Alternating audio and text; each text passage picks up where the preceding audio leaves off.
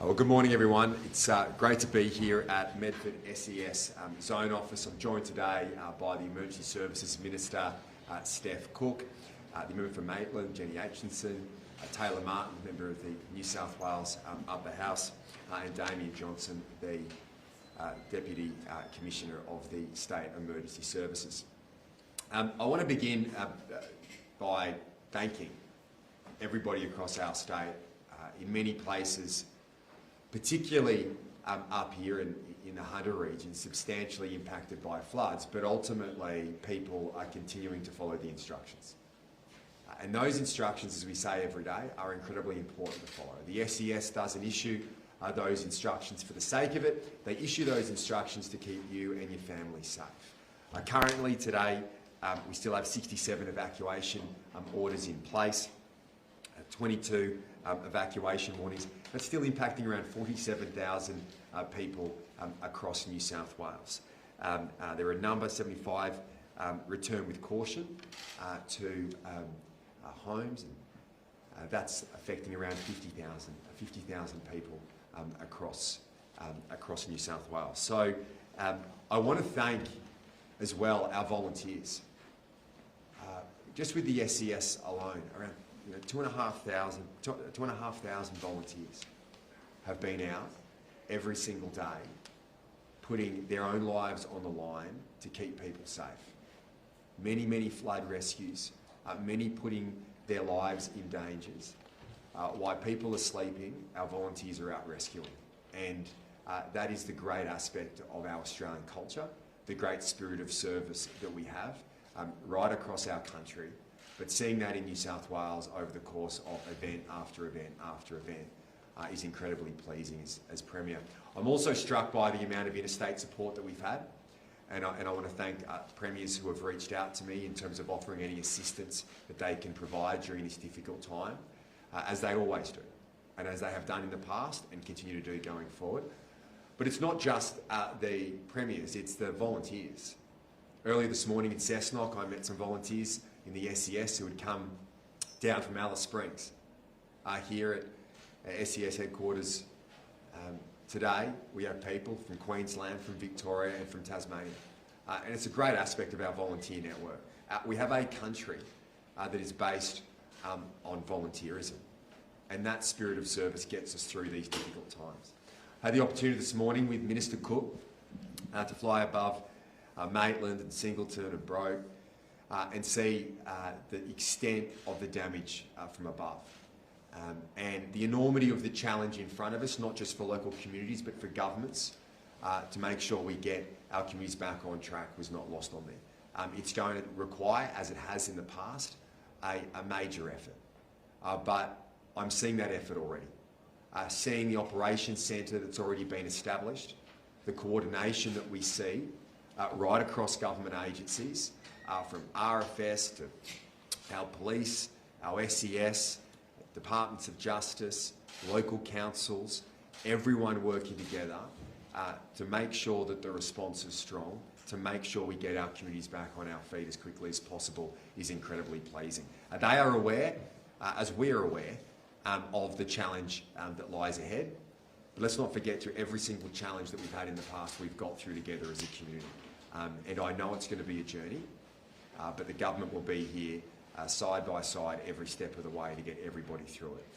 You could see from above the challenges of areas that have been isolated, and that can be incredibly challenging for many.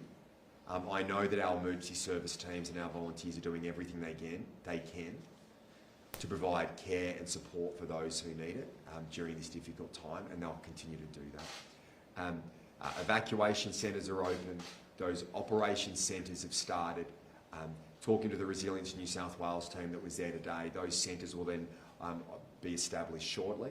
That will then be able to provide that support for people in this region as right across the state. But what we've seen during this time is that coordination has been crucial. Australian government, state government, councils, all working together to get people through. It's been very pleasing to come up here and see at this stage where we are at. And perhaps we've learned a lot from past experiences, but I just want to thank those teams at all levels of government, but particularly our volunteers. We could not do what we do. We could not get our communities back on our feet without this extensive volunteer network that we have that is so unique to Australia. To have 2,500 volunteers in the last week alone being there on the front line, looking after people day in, day out, is such a wonderful thing about our country, and that we should all be very proud about. There is no country in the world that has what we have in terms of that spirit of service, that high level of volunteerism, and that people will put their own lives on the line to get other people through. And I think that's a wonderful and phenomenal thing about our state, and it's something I'm incredibly proud of. I'm now going to pass to Steph Cook, who will provide an update from the emergency services perspective. Then Jenny Aitchison will speak as the member for Maitland, and then the Deputy Commissioner of the SES, David, will say a few words as well in terms of where we sit today operationally. Well, thank you, Premier. It's fantastic to see the sun shining at last after what has been an incredibly busy and difficult week for communities right up and down the East Coast, particularly across the Hawkesbury-Nepean area and other parts of Sydney, and of course here where we are right now up on the Hunter and Maitland, Cessnock areas. It's been a very difficult time for these communities, and I really want to acknowledge your journey over the past 48 hours or so. We are starting to see those floodwaters recede, but of course there is a lot of water lying around. The Premier and I had the opportunity to see that from the air. The landscape is absolutely saturated. The creeks and rivers are still incredibly swollen. There's widespread inundation, and it really does highlight the task ahead for us now. So we are really moving from that emergency response scenario into recovery. Although there are still scores of evacuation orders in place, and I do respectfully ask people, keep working with emergency services whilst you are under an evacuation order. It really does mean it is not safe for you to return to your home at this time, as tempting as it might be, especially if you've been away for several days.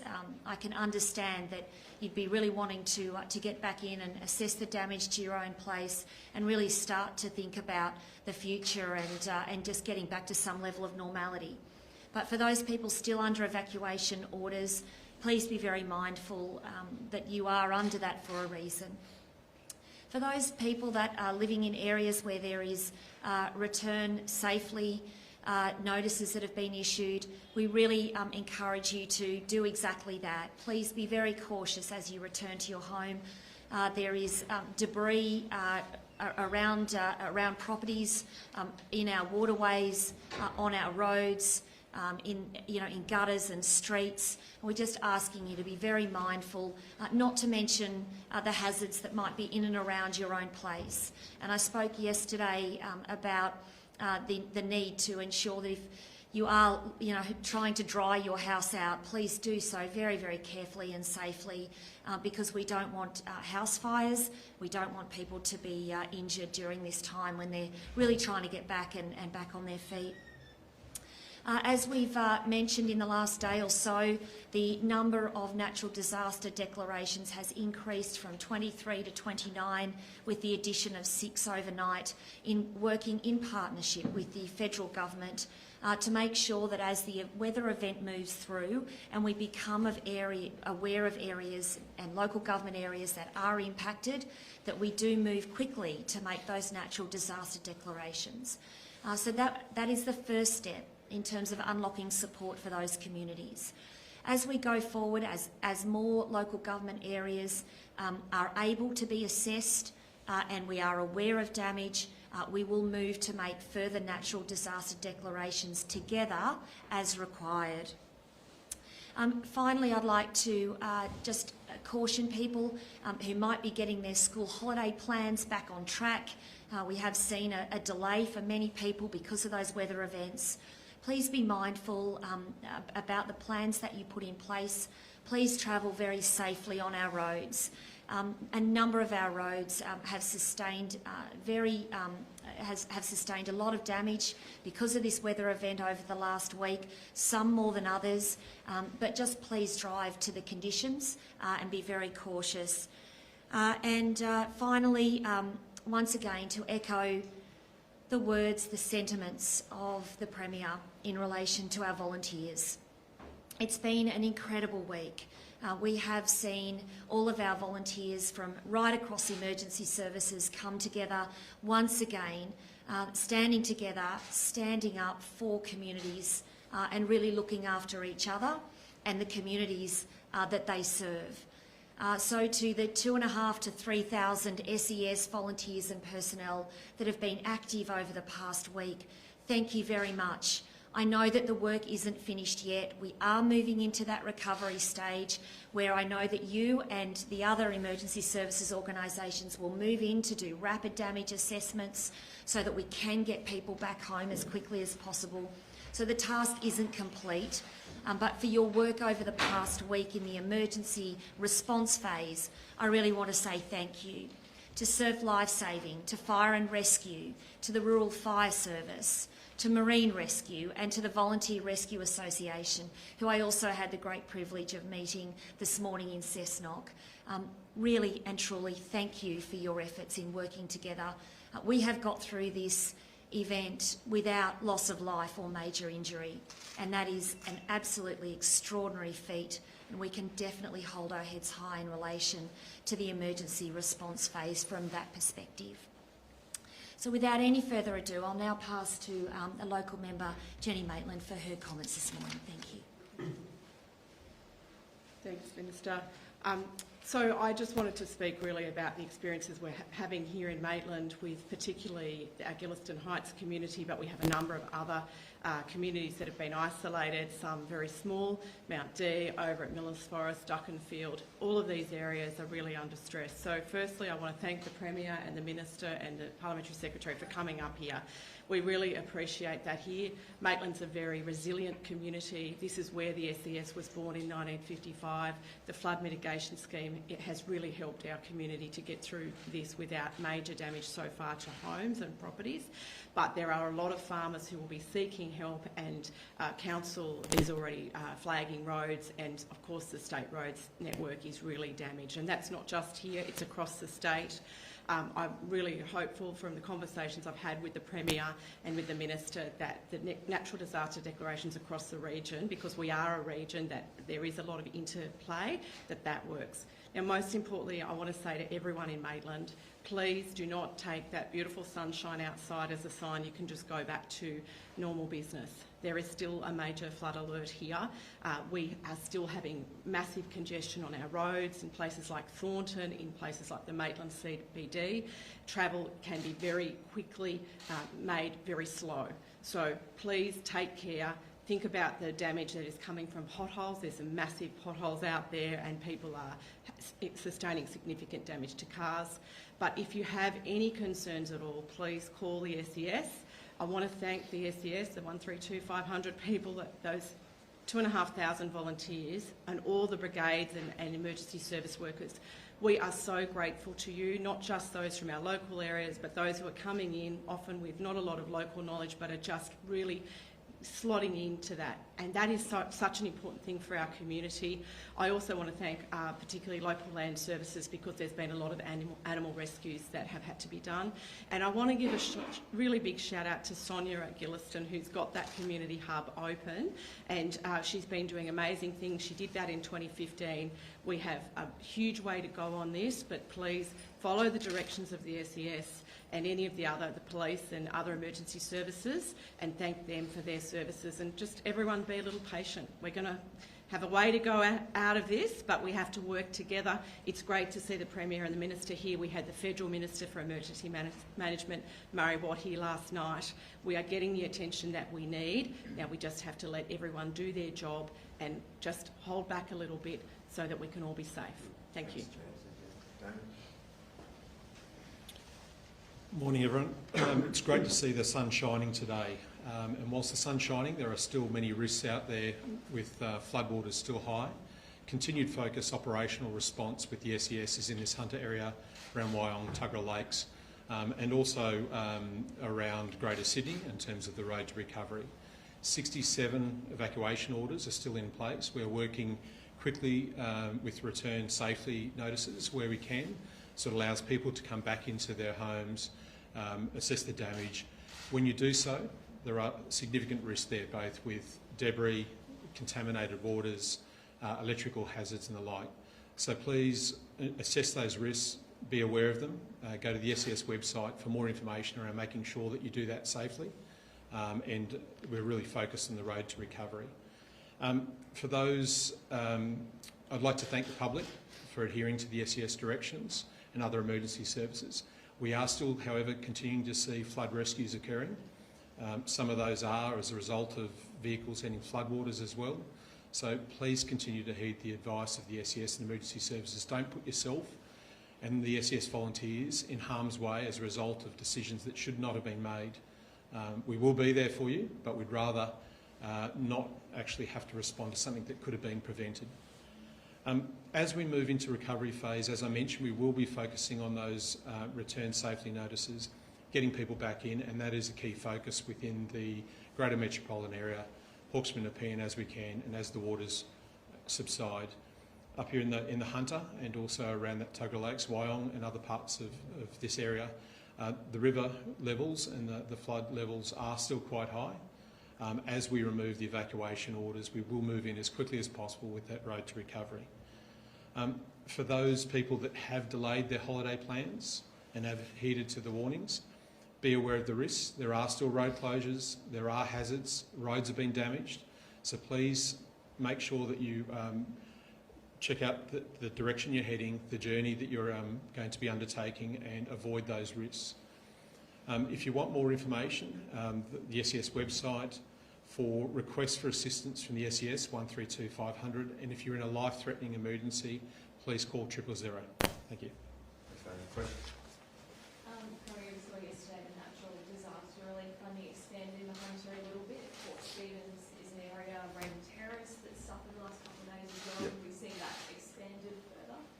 Yeah, we'll certainly look at that. I don't want any community to miss out, and we'll work very closely with the Commonwealth Government. It's been raised by both the Parliamentary Secretary and the member for Maitland today with me in relation to those areas. Minister Cook understands and appreciates that, and will raise it with her counterpart, and we will see what we can do. I mean, we're erring on the side of this. If people are impacted, communities are impacted, and those disaster zones should be declared. It doesn't make any sense for them not to be in circumstances where people are in the same situation as other areas. So we'll work through that, and we'll raise it with the federal government. It's obviously a joint federal-state arrangement, and we'll have more to say. Premier, Sydney mayors are calling for the raising of the Warragamba Dam in light of recent events. Is that likely to go ahead? Well, we've been working very closely with the Commonwealth Government in relation to that project. It's a complex project that we've put a lot of work into over a substantial period of time. And there's now a business case and work that has been presented by the New South Wales Government to the Commonwealth Government. Infrastructure New South Wales working with Infrastructure Australia, and we'll continue that discussion with them around getting that project up and running. It's something that we are completely committed to as a state government. But it's not the only solution as well. There's a number of areas we need to look at in relation to providing more resilience and better outcomes when these natural disasters hit, whether that's in the Hawkesbury and Nepean area or anywhere across our great state. You criticise Chris Minns for not having a policy on that. Does that mean that you are committed to it if you are re-elected at the next election? We're committed to the project. We've never not been. We've always said from the outset that this is something work that we would be doing to raise that wall. And there has been numerous studies that have been undertaken over many years to get that outcome. And now we're in a position where it's gone through the various cabinet processes here in New South Wales and has been presented to the Commonwealth Government for a 50-50 joint funding arrangement. It's obviously a very expensive project. It's a complex project in relation to engineering, and there are obviously environmental and planning issues that need to be dealt with at both a state and federal level. But ultimately, we've said we want this project to be completed. we've asked the federal government for a 50-50 funding arrangement, and I know that those infrastructure teams, Infrastructure Australia and Infrastructure in New South Wales, will work together on securing that outcome. Can you put a price tag on it? How much Well, that's in the business case, but this is a project in the billions of dollars. It is not a simple project, but we are committed to it. And obviously, given the large scale nature of this investment, we think that it should be a 50-50 arrangement with the Commonwealth Government. The discussions that we had prior to the last federal election were very positive in relation to this project, and that it would meet the criteria for a 50-50 arrangement given its scale. So we'll continue those discussions. Obviously, the new government has just been sworn in, so they've got to get across the brief, but we'll work through them because it's an important project. Ultimately, this is all about keeping people safe. Correct. And we need to keep people safe when these events occur. These events are occurring more often than they have in the past, whether that's bushfires, whether that's floods. I met a guy yesterday in Camden whose restaurant had gone under 4 times, and 3 times in the last few months. Great aspect though is his resilience is strong. He's opening next Friday, back opening again. And that is the resilience of our people right across our state. But the government has a role to play in ensuring we're doing everything that we can when these events occur, that our communities are more resilient and that we mitigate the impacts of these events when they occur. And the raising of the dam wall is one of the major things that we can do as a state to protect those communities in the Hawkesbury to Peen area. So was that 50-50 split, was that planned before Yeah. the budget? Yeah. Yes. No. Yeah. Absolutely. So we've. I can't give you the exact time, but we submitted to the federal government the work that we had done in relation to raising the Warragamba Dam wall with a proposal of a 50-50 funding arrangement. The early discussions with the previous government were very positive in relation to that funding arrangement, and we're going to continue those discussions. And I know the Prime Minister has said, he wants to engage with us in relation to this project and understand how we can work together on it. As I said, it is a complicated project that has sat in the too hard basket for too long. It goes back decades, but we're committed to it, and as Premier, I'm committed to that project. On the Hunter disaster declarations, RSR, I'm seeing significant damage to infrastructure. Does your government plan to go above and beyond that and pledge more funding to help local governments get back on their feet? Well, I met yesterday with the Emergency Services Minister, the Local Government Minister, and every one of the mayors representing a community that was impacted by one of these disaster declarations. The consistent theme that came up through those discussions was the impact on public infrastructure. With Minister Cook today flying above the Hunter and Maitland areas to see the impact not just on homes, on businesses, on farms and agriculture, but the public infrastructure of roads that have been impacted by this event here is a common experience right across the state. And my commitment to councillors yesterday, mayors, was that we'll work with them on that, because our public infrastructure has taken a battering. We need to make sure that infrastructure is resilient going forward, particularly the roads that have been impacted. Potholes has been raised consistently across the board, and that's obviously a matter that councils deal with. But I appreciate for many, their means are not so great. So where we can work with them on that, we will. Plus, at a state government level, we're working through our disaster funding at the moment, which we do in partnership with the Commonwealth Government, in terms of Category D support as well, which provides infrastructure investment. What's the turnaround time between the disaster zones being declared and people being able to access the funding?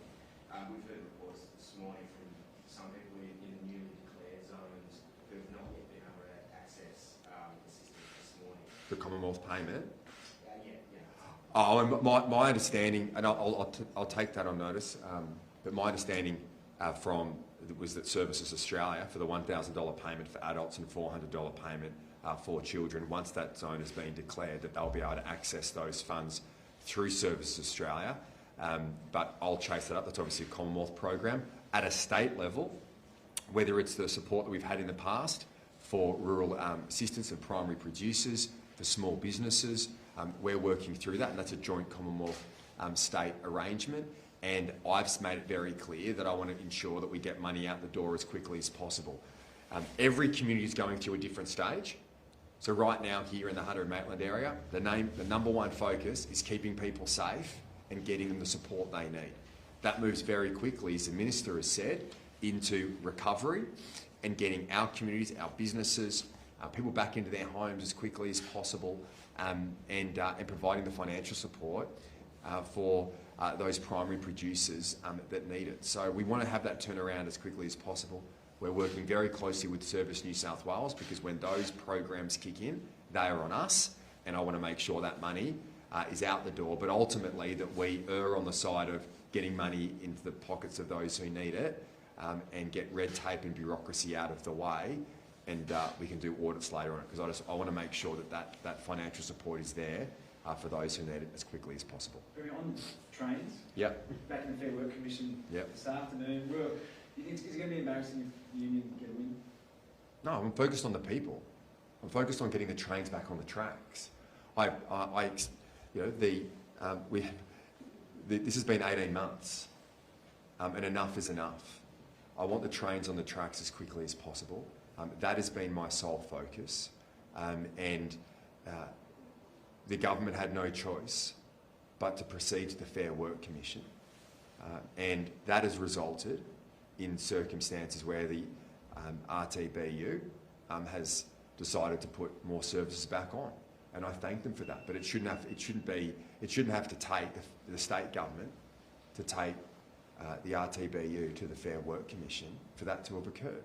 And also make this point. I mean, our job is to focus on our people. You know, we've got a situation right across our state where people have been substantially inconvenienced by these severe weather events, and people in Sydney as well need to get to work each day, and the union needs to focus on them. We have an offer on the table. It is a reasonable offer. We've made concessions in relation to the new inner city fleet that to make modifications to trains that are perfectly fine, that are world leading, and ultimately, according to the National Rail Safety Regulator, do not need to be modified. I made the decision to modify those trains at the expense to the taxpayers of New South Wales of hundreds of millions of dollars, because I needed the trains on the tracks for the people of our great state. That is my focus. The unions might want to play politics. I want to make sure we get the trains on the tracks as quickly as possible. And obviously, the independent determination made in the Fair Work Commission will assess what determination that is. But that is about putting our offer on the table and putting an end to the industrial action. Further down, do you think it's appropriate for one of your ministers to call the opposition leader, and I quote, a prick? No. Do you think Chris Minns has every right to ask where the Transport Minister is at the moment? Oh, look, everyone has their different views, and politics always has, in certain areas, conflict associated with it. But ultimately, my focus as Premier of this state has been to get these trains on the tracks as quickly as possible, and that's what we're doing. And the best way of achieving that was to go down the path of the Fair Work Commission, given the extensive, protracted negotiations with the unions. Last week, coming up with a situation where we agreed to modify trains at the expense of hundreds of millions of dollars, not my money, but our people's money, yet the union still said to the people, we're having industrial action and we're going to inconvenience you. That we're going to inconvenience small businesses that have been closed during the pandemic. I mean, that is just not good enough. It is not appropriate, and the union bosses need to stop playing politics and focus on our people. That's what I'm committed to doing, to get the support there for every single person across the state. I want the trains on the tracks. I respect the decision that comes out of the Fair Work Commission this afternoon. I respect the fact that the union has put more services on compared to where we would have been but for the action we've taken in the Fair Work Commission. Do you think, sorry, That's right. do you think communities have the same right to ask where that is at the moment? Look, people, I mean, ultimately the buck stops with me. I'm the Premier of the state.